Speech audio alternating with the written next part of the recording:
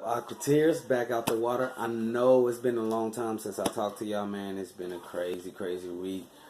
Man, I lost my camera. Phone dropped in water, bro. It's just been, oh my gosh. But I'm here to talk to y'all about Black Lightning, Season 1, Episode 5. It was a fantastic episode. We got some more depth into the characters. We're not going to talk about everything. We're just going to talk about everything in broad. You know, I ain't got a lot of time before I have to get to work. So we're going to start off with Black Lightning himself. Black Lightning is more determined than ever to fight back on crime. He found out Tobias is still alive, the albino man that killed his father. He found out that something started happening with his powers. It's like, I don't know, it's something with the suit that's messing with his power. I don't know if it's because he hasn't used his powers in so long. It's been like 7 years since he used his powers. Maybe his body isn't used to it. The wear and tear of him like flying and jumping off of buildings and using his powers to a certain extent, because it's just like muscles. You stop working them out, they're gonna end up looking like mine. You know what I'm saying? You ain't gonna have none eventually. But yeah, I think that's what's going on with his suit. Or no, it's that chip that the man that said that he's like a father to him gave him. Is something's with the suit that's messing him up. We seen it before when he was in the shower. I think in episode 3 or 4, when he fell out in the bathroom because his powers was acting up. For the most part, I like where his storyline is going. He knows Tobias Wells is still alive. He knows his family is still in danger. He knows that what hurts him the most is that he really didn't accomplish what he thought he did as Black Lightning. So that's really gonna, drive him and make him focus more on cleaning up the streets and catching a guy that's been running things since he was a kid. We're gonna talk about his daughter, the oldest one. I love her story arc. She's growing into herself, reading comic books, trying out new outfits. All that ass ain't fitting in them in that spandex she has. So, she had to go get a whole brand new suit. It was real crazy, bro. Her and that dude it was real dope, the different trends she got, and then she got her original suit from the comic books, which I thought was even doper. We already know she's gonna get the upgrade, but I think it's real dope how she got that, got her comic book suit, and then as I feel not every girl, but most women would, if you gonna be a superhero, you cannot be afraid of dead rats. Come on now, I really like the little tidbits they give you. The younger one, she's coming into her own as a woman. She's tired, she got to deal with her boyfriend not being able to walk. People hating on her because who her dad is, who her family is to the community.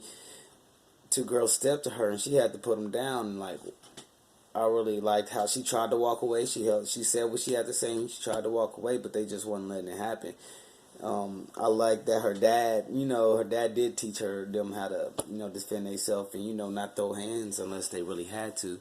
So, but really, the only thing that was really bugging me this episode was their mother, Black Lightning's baby mother. Oh my gosh.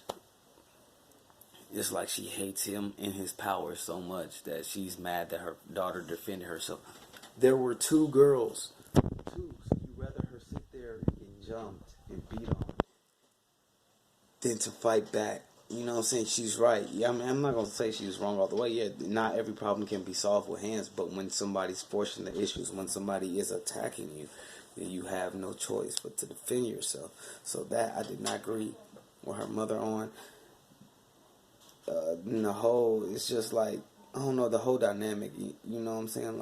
I really want them to be together, but she just can't get over the fact that he's Black Lightning and he wants to save his people in his community. When she find out what her daughter's doing, that's really gonna mess her up, you know what I'm saying? And then we dove into some deep information. It's like their grandpa, Black Lightning's father, was a part of some experiment or was experimenting on kids or something, and the oldest daughter, Nissa, was trying to figure out what was going on. Harriet, my bad, was trying to figure out what was going on. with that, and people is left and right is shutting her down. And don't even Black Lightning don't even want to talk about his father. So I just want to know like what's really going on. Is did he give Black Lightning his powers? Like, was he do? Did his father go so far as to do experiments on him? That's why he got his powers. You know what I'm saying? You never know how they take the storyline. You know, they don't totally follow the comic book, which is good sometimes. So I just want to see where it goes. Then we move to, I keep forgetting his name, but basically the man that raised Black Lightning. Tobias Wells comes up in his shop like they got real history. I mean, the comics books, I think he just, in the comic books, I think he used to work for Tobias Wells, and he's the one that actually killed Black Lightning's dad.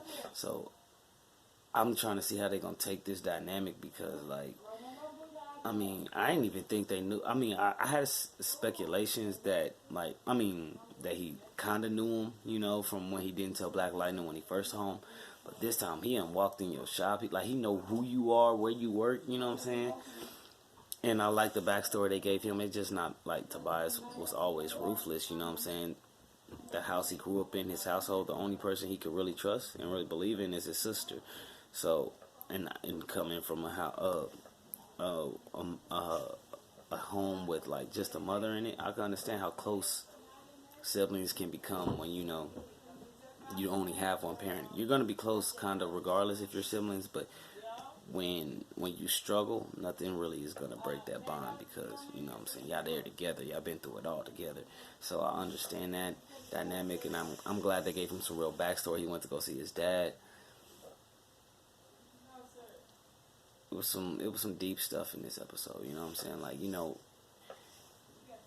everything can be forgiven, but not everything can be forgotten, if you know, understand what I'm saying. Like, so I really appreciated what they did, what the dynamic they take in the show, how deep it is, how the bad guys are not just bad guys, they got reasons for what they're doing. You know, life itself took its course, and that's why they are who they are and why they're doing what they're doing. Am I missing anybody here?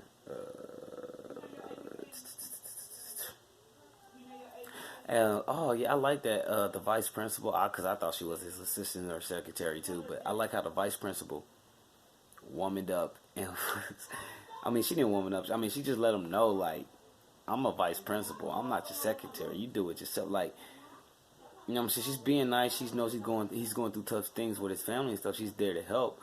But at the same time, she's letting him know, like, I'm not just the person you're going to throw all your work on. Like, I got my own stuff to do, too. You know what I'm saying? And everybody, I know a lot of people out there don't like her. Like, she's trying to step in on somebody's man. First of all, his baby mama barely shows any interest in him. Like, she give him a little, she basically teases with him a little bit, and then she just basically be like, nah, I'm not ready for this. I don't want it.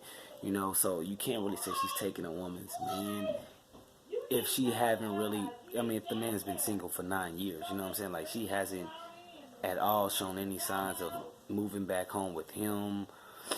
In fact, she at one point she wanted to take his daughter away from her because she felt it was unsafe because of his powers. So I feel like once she found out they all have powers, she's just gonna cut ties with all of them. You know what I mean? Because the way it's looking, she borderline hates the man because he has powers. Sometimes the only time she appreciates his powers is when it's beneficial to her, like saving their daughters. Other than that, she really does not care. But